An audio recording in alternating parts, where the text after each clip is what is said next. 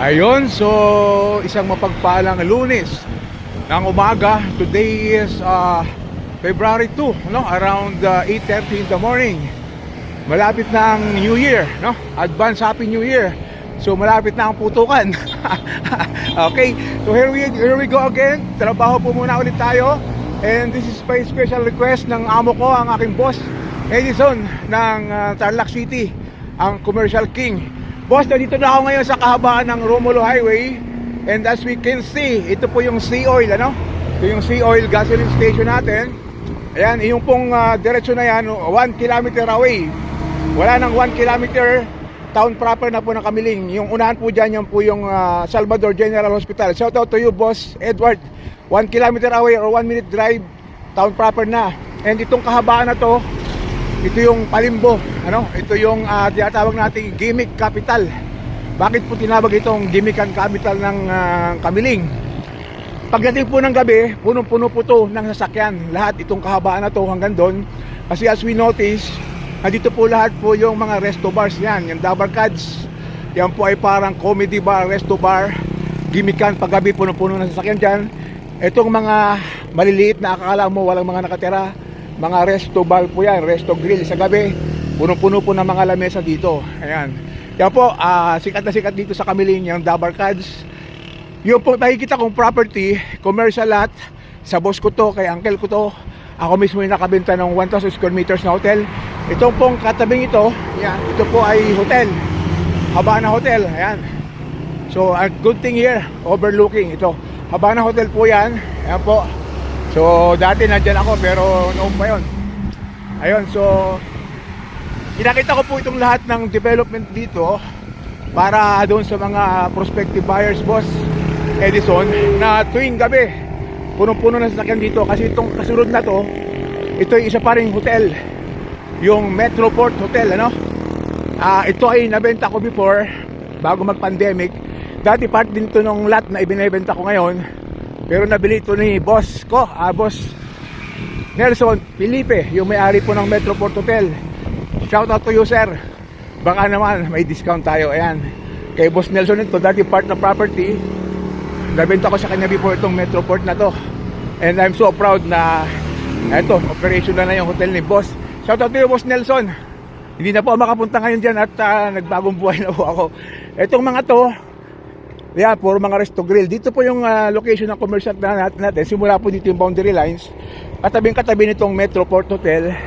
Boss Nelson, baka gusto mong bilhin itong portion dito for expansion. Ayan, simula po dito yung boundary lines ng property. This is 3,833 square meter. Lahat po yan, simula dyan. Yung mga yan po, umuupa po lahat lang yan. Ito mga resto grills, videoke bar, beerhousean po kung tawagin. Ayan, lahat na umuupa lang po yan kay boss. Ito, dito na naman tong gandang sasakyan na to. Grabe naman. Ayun, so sige. So diretso tayo. 82 meters frontage, boss, ito, Edison, ano? Yan, lahat na nakikita natin yan. Lahat yan, part na ng property na binibenta natin. Lahat na nakikita natin, lahat ng yan, resto bar, grill bar. Tuwing gabi, punong-puno ng ilaw yan, punong-puno ng sasakyan dito. Ayan, lahat ng yan, umuupa lang dito kay boss, yung may-ari mismo itong property. Ayan, ito yung dulo, 82 meters more or less. Ayan, dito tayo. Ayan, overlooking pa. Ayan, yung unahan dyan, ang dami pa dyang restaurant, ang dami pa dyang meron dyang resort, yung kay Boss Norma Domingo. Ayan, nandyan yung EB Resort, nandyan din yung Japs kay ma'am, kay bossing ko rin, Japs Hotel and Pavilion. Hanggang dito po yung kanyang boundary lines. Ayan, 82 to 85 meters ang frontage, pag ganon. Simula dun kanina, 82 meters. This is a total lot area of 3,833 square meter. Plat na po siya, ano? As we can see, may mga portion lang na dapat tabunan ng konti.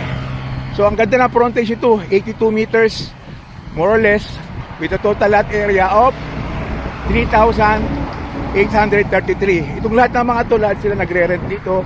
Lahat ng yan, mga resto bar sa gabi, punong-puno dito ng sasakyan.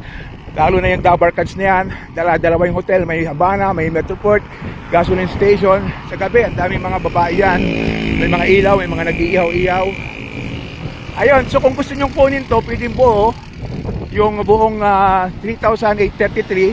Ang dapat na frontage mo, 82 meters more or less. Guwapo naman ito.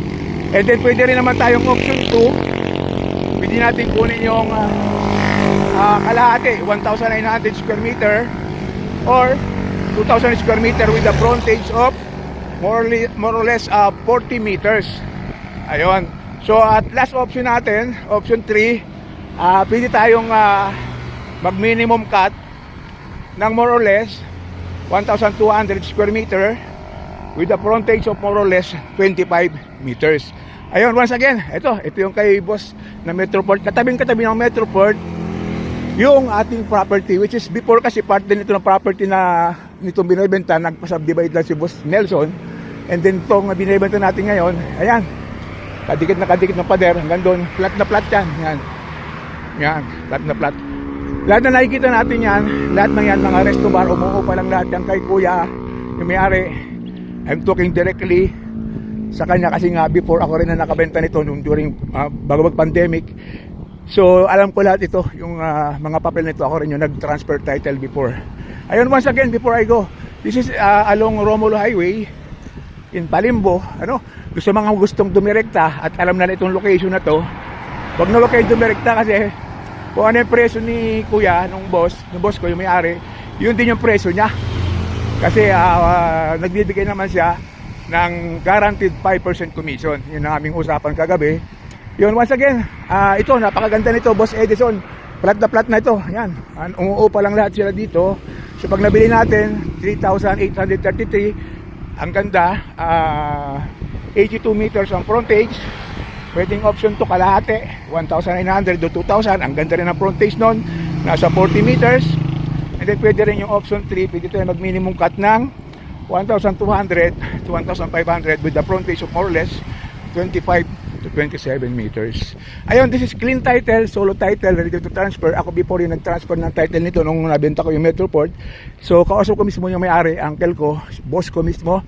So yung lahat ng gusto dumirekta, wag na kayo magdirekta kasi nga usapan namin ni uncle, basta't nakapost mo at may nag-inquire sa'yo yun. Tsaka yung presyo ni boss, ni uncle, yun din mismo ang presyo na sabihin ko sa inyo.